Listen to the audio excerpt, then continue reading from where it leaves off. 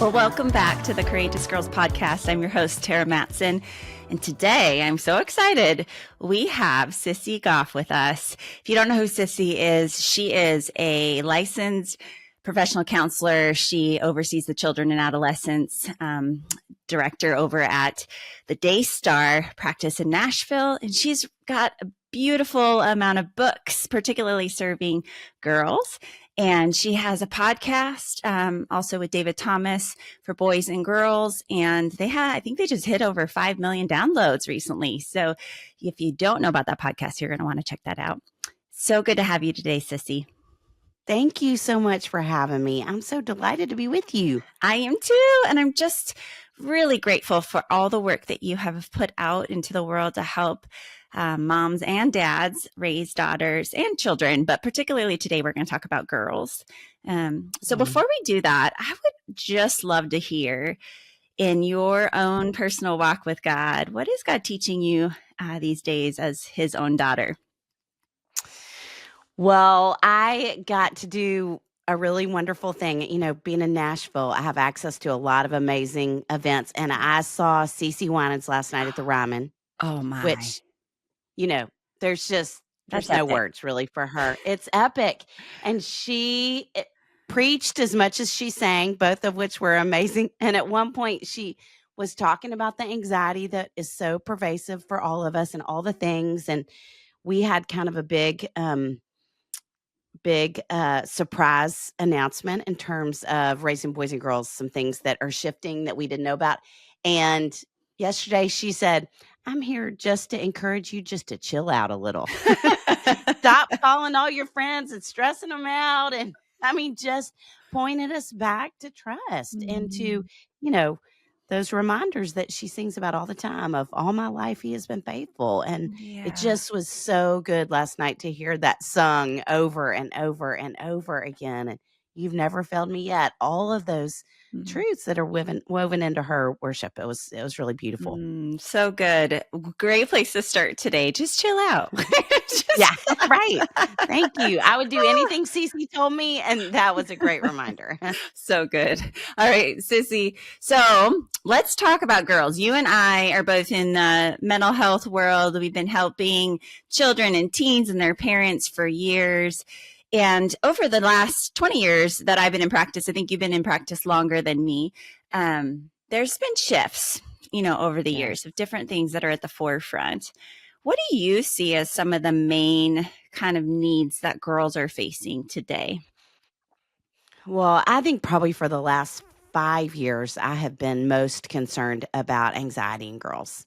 And really girls of all ages. And we're seeing it stretch younger and younger and younger. And I keep hoping we're going to move the needle. And I think we're developing better language and teaching kids better skills to cope.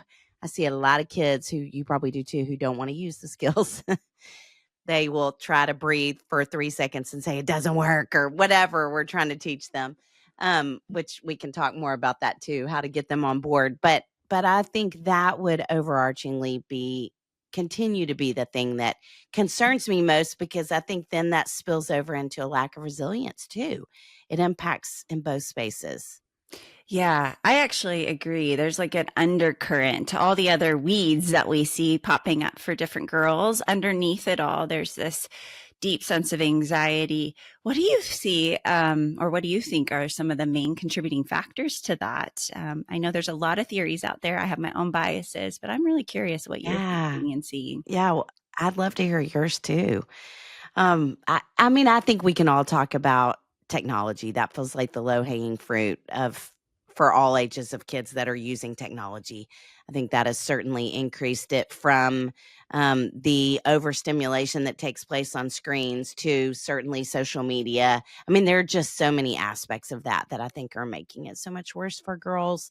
And I would say overscheduling is another one. I think there's this, you know, kindergarten is the new first grade. It's more like kindergarten is the new fifth grade. And it feels like every aspect. I've never seen as much perfectionism among girls as I'm seeing right now. Yeah. And so that's a piece of it. And then I think the third would be us and how we're responding not only to them in their anxious moments, but to the world and to the need to protect them. And the world's a scarier place than I remember it being in my lifetime. And so I think that it makes us more vulnerable um, to wanting to protect slash rescue them, which is never going to help when it comes to anxiety or resilience either. Yeah, I think that's one of the key factors is us as parents, particularly us women, us mamas, learning about our own anxieties. Mm, The baseline definition, right, is the fear of the unknown. And so us to right. really grapple with that of going, what are all these unknowns, the hopes and desires of our heart that we're kind of trying to control or make happen, and then the things that Mm, we think are out there that could get our girls. But understanding our own anxiety, I didn't know I had anxiety until my she's now 18, but when she was 5, we had a panic attack at the fun run at school. And I'm mm, going, oh my goodness. And I saw myself. I just had different parents with different coping strategies. And so I moved my anxiety to overperforming, that yes. perfectionism, doing everything right. So I think there's different ways that anxiety shows up in girls. Let's talk about kind of the different ways that it shows up in moms and then how we see Mm. it displayed in girls.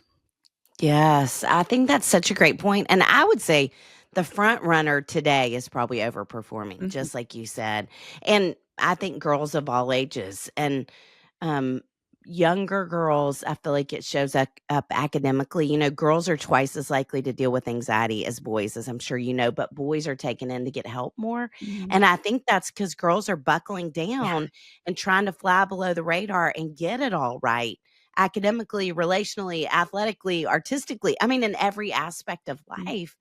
And boys are going outward. We talk sometimes about how boys can be more explosive and girls more implosive and turn on themselves. And to that point, Tara, I have gotten to where I have a lot of parents of young girls talking to me about how they're having a lot of trouble controlling their anger at home, that they actually are more explosive. And I will typically say to those parents, okay, this is going to sound crazy, but it's a gift that you're seeing it Yes. because that ferocity that is coming outward towards you right now eventually is going to turn inward. And so when you can teach her what breathing easier looks like, when you can teach her what giving herself grace looks like, giving others grace Mhm. looks like, you're going to change the trajectory of her life. Yeah. Because I think that is one of the crippling aspects of anxiety is how hard girls and women of all ages are on ourselves. It Mhm. just makes it so much worse. And so I think it's a real gift when we can see it and work with it from that aspect.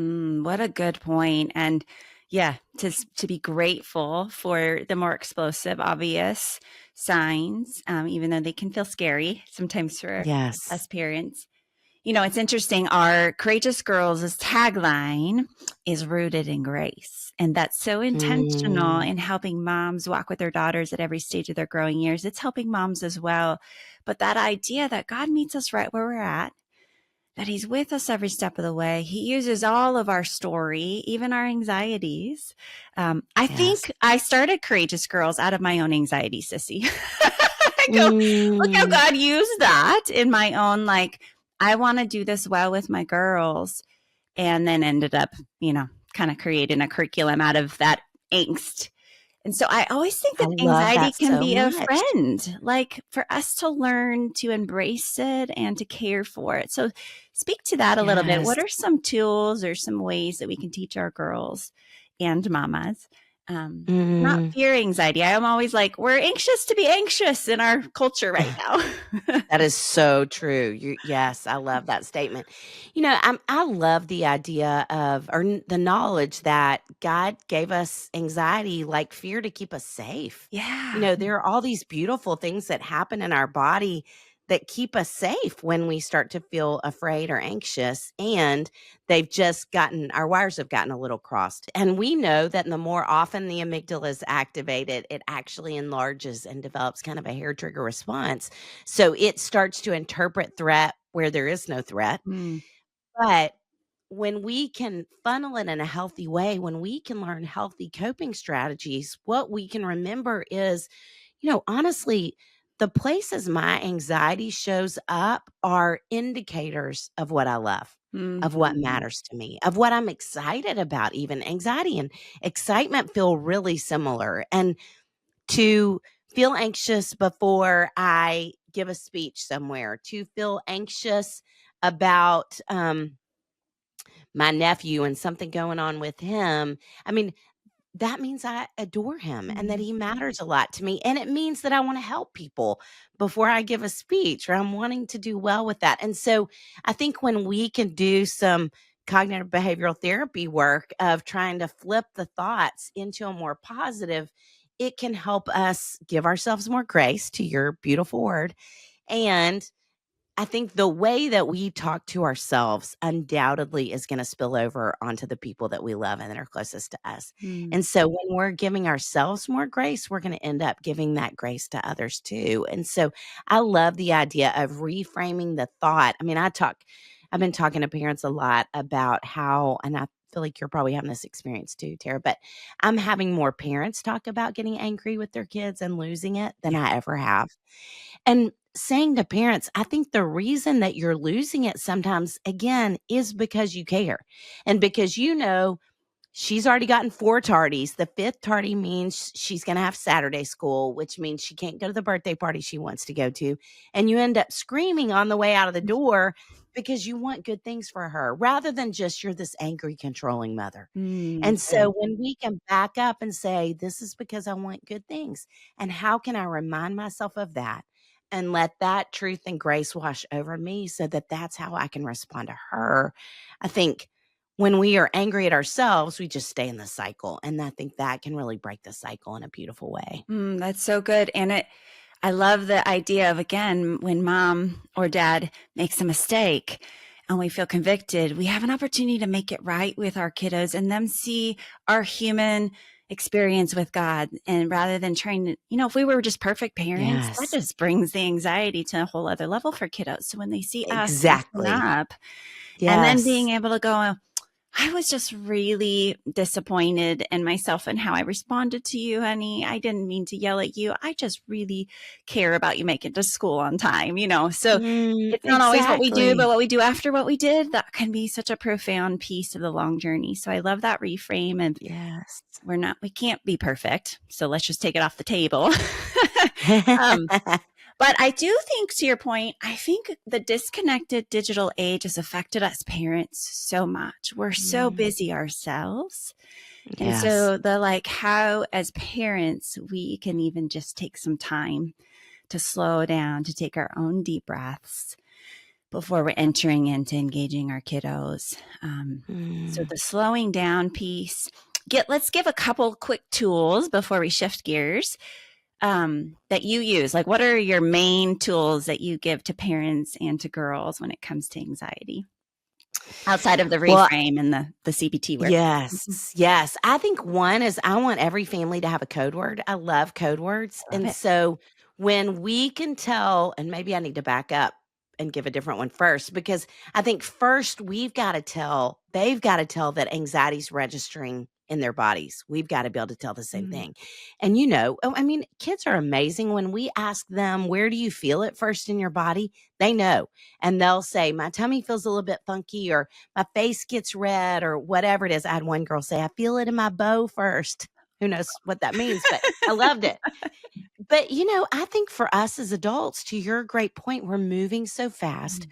We're doing so much that we're not aware of when it starts. And so in our Worry Free Parent seminar, we talk about stop, drop, and flip with anxious thoughts. And the stopping is noticing the signs in our body that we've Mhm. got to learn to do that, because the way that anxiety works is the sooner we can stop the progression, literally our body's response to it, the better off we're going to be, the less Mm. we're going to move into full meltdown, fight or flight mode. And so when we can stop it, and one of the things that I think can help to stop it is noticing our body and then using a word that we come up with collectively as a family that is maybe a silly word, maybe even the line of a song or something that we say in the moment. And when we say it, that means everybody's going to pause. And not only even just pause, but go to separate spaces and use our coping strategies. So that 1 to 10 scale, we're moving towards 10, we can bring ourselves back down, where we're teaching kids regulation, we're modeling regulation for them, and then we can come back and talk through it. Now, I will give this as homework for a lot of families, and they will come back in, the kids especially, and they'll say, well, I said the code word, and then my mom said, don't you walk away from me, when it was what we had agreed to in counseling. And I get that. I mean, it can feel disrespectful, but when you've agreed to it ahead of time, I think it's just a reminder that we're all working on this together. We're all in it together. Yeah. Just like you talked about, we're learning and growing, and that's preventative and reparative work, both at the same time. Yeah, I think that's a really, like, to take it to the next level is so often we take things personally as parents, right? And so Yes. recognizing that God is using our parenting to grow us and to heal some of those gaps in our own stories. And so it's in that moment when you don't walk away from me kind of there's a trigger of forgetting what this was about that we're trying to learn to regulate. And I know my two daughters, the way their anxiety showed up so differently. One, would start freezing and tearing up in her eyes. The other one got really rambunctious and almost ADD-like, right? And I would get mad at her, and I would get really more comforting and caring and empathetic with the one that froze. And that was my work to do, to figure out what was happening, and both needed my support in their own anxieties and what they were feeling in the world. And so I love what you're doing in involving the parents and Courageous Girls. That's part of the journey. Every month, mom and daughter come in together and they're working on things together. And so that code word, I love that. That would be a really good practical takeaway today for anyone who's listening who wants to try.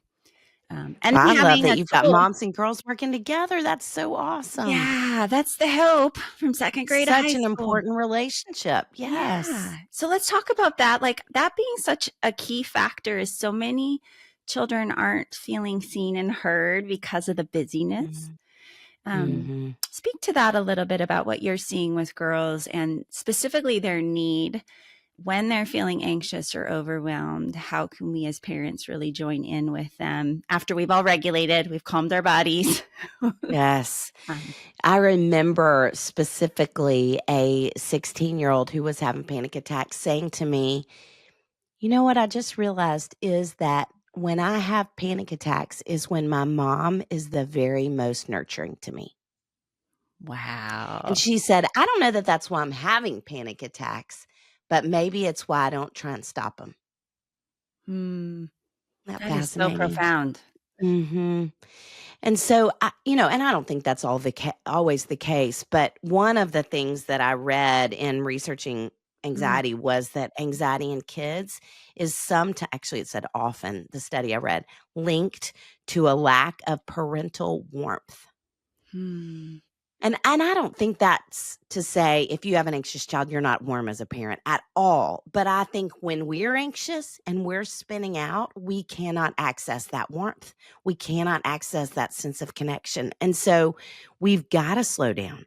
Just like you said, we've got to figure out how to be in the moment with them, connect with them.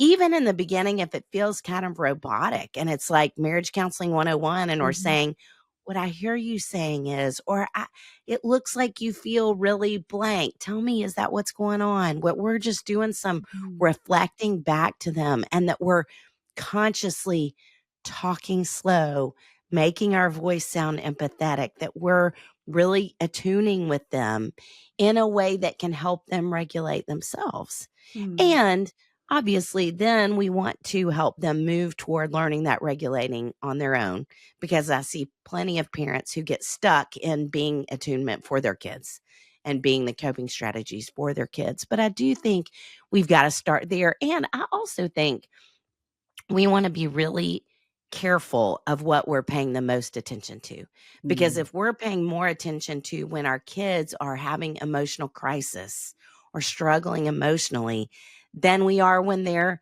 having fun, when they're doing things that are brave, then we're basically whatever we pay the most attention to is what's most reinforced.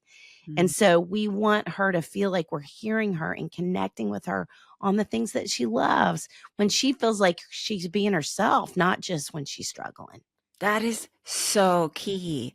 As I do think, I mean, our kids aren't getting the eye contact, just the Yes. 30-second hug, the listening and laughing and the enjoyment. It's only when the crisis fire's happening. And so that Yes. is a part of those neural pathways are getting and attachment is developing out of unhealthy Yes. patterns. So And the playfulness.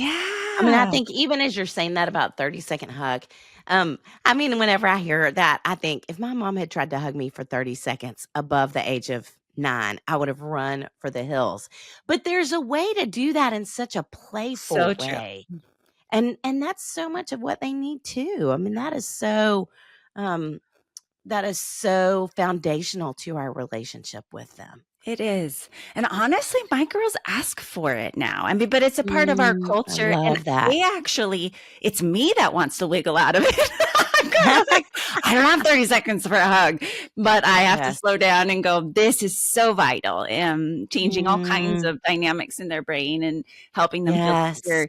But that being such a normal thing in our home, they're not resisting it at late teens that I would have imagined they would have, but they come to I me and love give it. that. But that's Oh, because that's it's been awesome. years of practice, right? And so I I was want to gonna say encourage that says moms, so much about what you've laid into them, just the practice. foundation that you've laid over the years. Yes, Yeah. practice. Okay, so before we start to land the plane, I did want to chat with you a little bit about the mean girl syndrome, which I think flows out. It's one of the weeds that flows out of the anxiety on both sides, whether a girl's struggling with mean girls or she has become the mean girl.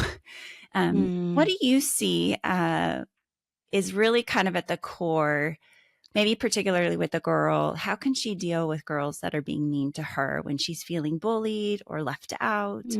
mm. Maybe give mom some language that she can use to help her daughter in that journey. Well, I'm so glad that you're talking about that because I definitely am seeing it more than I have ever seen it before. And where I would honestly start is moms, I want you to pay attention to how you're responding to her because I think part of the problem is we're making it worse. Mm, And we're not I think we're doing maybe worse than we've ever done on helping kids see that there are 2 sides of every street.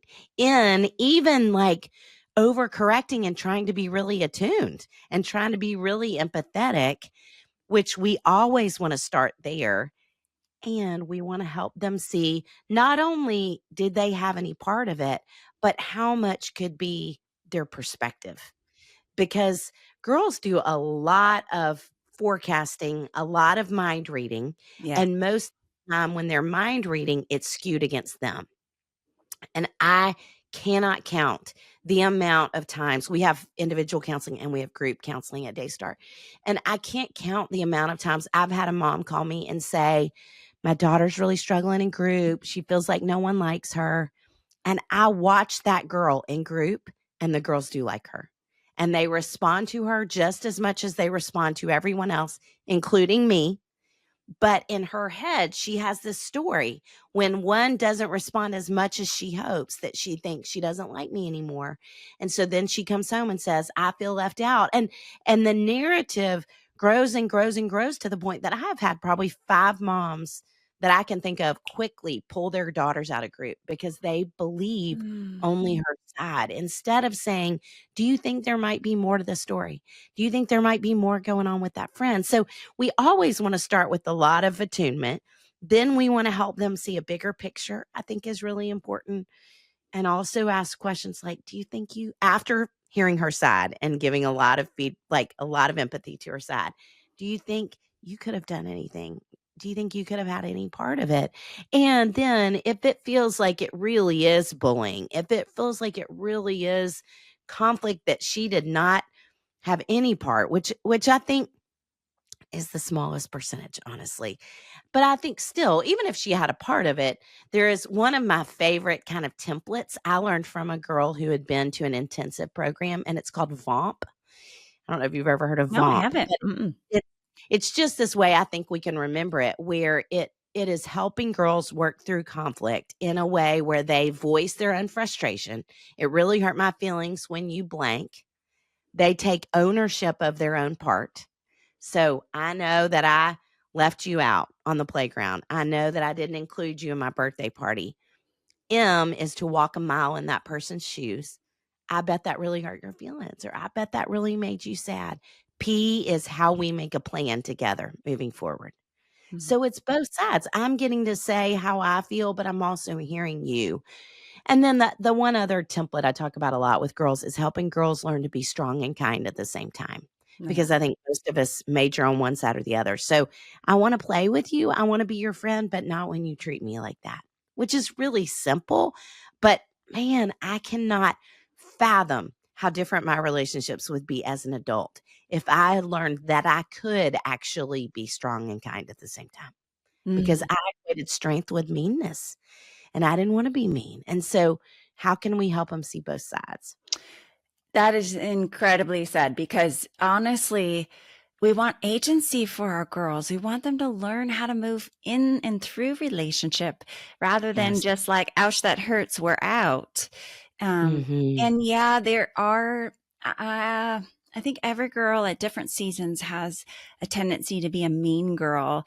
You know, we've got different wirings. You've got girls who have really incredible decisiveness that God will use in the long run, but man, on the playground, they're bossing everyone around, you know, and that it's not intended to be mean, but it is them learning as they're trying to Yeah. exercise their God-given gift. Yes. And for you to be empathetic and to be discerning of how people feel, like to learn how to use your voice in that and not just, you know, be a pushover, which is what we learn in how we're wired. And so we're trying to steward and shepherd our girls.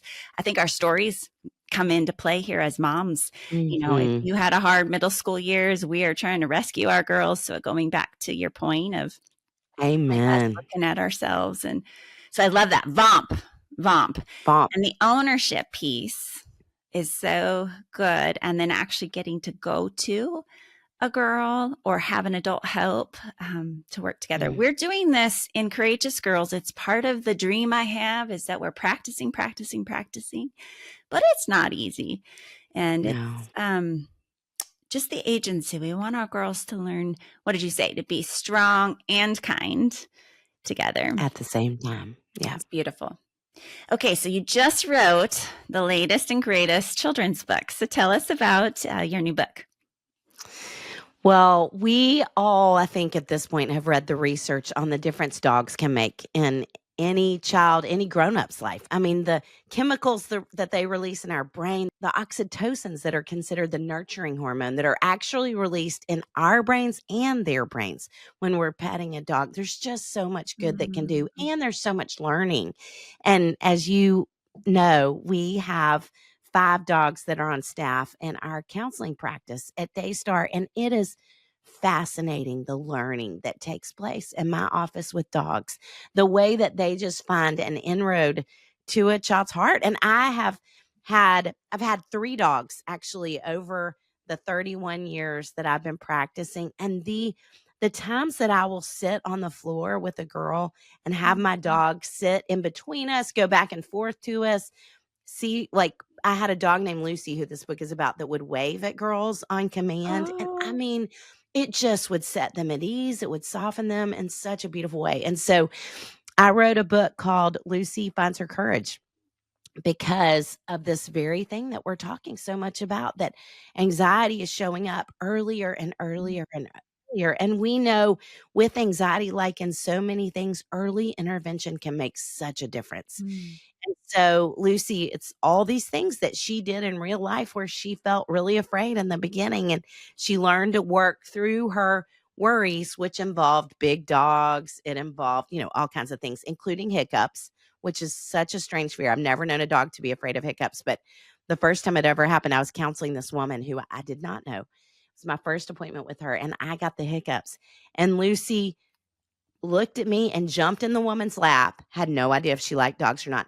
And then by the end of the session, she's on the back of the chair behind the woman and with her front paws on the woman's head Oh my because gosh, she was that's hilarious. doing anything she could Get away from me. I know it's terrible. I've said I'm going to refund our time, but anyway, but Lucy learned to work through her fears, and so much of what helped her do that was trusting that she was loved. And so with little ones, what that looks like to trust that not only your mom and dad love you and you are safe in that love, but that God loves you. And so you can move out into the world and do the hard, scary things because you're loved. And that is security for kids. And I think we talk about how Melissa, who is our founding director at Daystar, talked to a group of kids at our little summer camp program about how courage isn't the antidote to anxiety, but trust is. And I love that because courage sometimes feels like we have to rise up to that. Now, that's not what we're promised in scripture, but it can feel like that. Whereas trust feels dependent on someone who loves us, who has our good in mind, who is moving to accomplish that. And so I think when we can help kids anchor to that at a young age, it really can change the game for them. It really can. So Lucy finds her courage, and David has one called Owen Learns He Has What It Takes about resilience. And all of these dogs, we've got 2 more coming in November. The dogs books have therapeutic tools based on the kids' ages in the back of each book. So it's the story you're reading. There are discussion questions at the end, but there are therapeutic tools that you can use for kids at those ages as well. Thank you for writing that, Sissy. And what age group are you targeting with these books? Technically 4 to 7, but I read it to my 3-year-old nephew recently. I think we can go down to 2 up to 10 easily. And you know what? I'm an advocate for getting those young tweens and teens snuggled and reading children's books to them. Yes. And you will be surprised. They still love to be able to do that every so often. So I would probably sneak this into my 16-year-old's room. Read it with her. I love that. Okay, mom. Right. So that's the downside and the upside of having a counselor as a mom. So all right, Sissy, right. What a gift to have you always. Just all the things that you're doing and serving the kingdom, and particularly moms of daughters. I would love for you to share just quickly before we let you go about a conference that's coming. I know everyone loves to jump in, so give us some info on that. Yes, we have a parenting conference September 13th called Raising Capable Kids that we are super excited about. We're going to talk about relationships with girls and moms and girls and dads and boys and both. All the different aspects. And we're going to talk about neurodivergence, and we're going to talk about how to talk to your kids about sex. We're going to talk about technology, kind of tackle a lot of the big concepts. It's going to be a day-long conference in Franklin, Tennessee, which is a fabulous place to come in the fall. So anybody who's listening, we hope you will join us that day. You can go to raisingboysandgirls.com for more information and for all the things we're doing. I love it. Thank you. We'll make sure that info is in the show notes. Fantastic. I have been to Franklin. It's amazing. We have a lot of courageous girls groups out there, and I'm sure all the states would easy drive. It's quite a flight here from Oregon, but it'd be worth it to show up. So thank you, Sissy. I hope you have a wonderful day with clients. And for all you mamas, if you want to check out Courageous Girls, go to mycourageousgirls.com and go to Raising Boys and Girls to get all the resources from Sissy Goff today. Thank you so much for being with us today, Sissy. Thanks for having me. Imagine a girl who knows she is loved. Imagine a girl who knows how her gifts and her talents and the way she was made, even her limitations, were going to be used on purpose, are being used on purpose by her God. Imagine a girl who knows how to use her voice, especially for those who are voiceless. Imagine a girl who knows how to ask for help, who's honest with her God and with others, who knows how to lean into friendships, to move through conflict, to communicate well, to even work on how to forgive and learn how to move through rather than around. Imagine a girl who loves the Lord her God with all her heart, with all her mind, with all her body, with all her soul, with her relationships and her actions. This is Courageous Girls. And it's not only just for our daughters, but it's for us mamas as well. If you want to learn more, go to mycourageousgirls.com or go download the Courageous Girls app. This is a free online resource, a curriculum that helps you walk with your daughter at every stage of her growing years so that she and you can learn more about what it means to be a girl who knows she's loved and love others well in a world of confusing messages. Today's the day. Are you in?